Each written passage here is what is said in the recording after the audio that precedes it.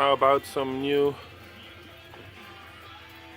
foot packs, highway foot packs for your bike? Well, this is what I got.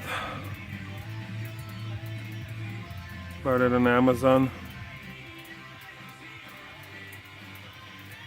A little pain in the ass to mount them as they were not fitting right.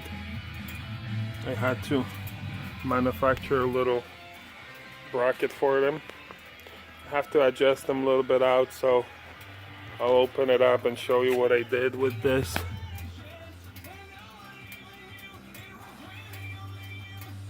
Alright, let's take a look.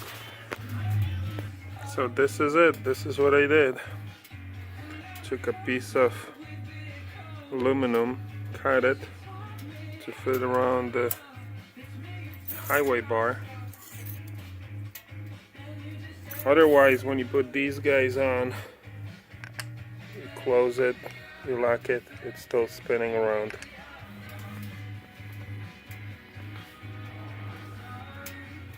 Well, that's easy enough.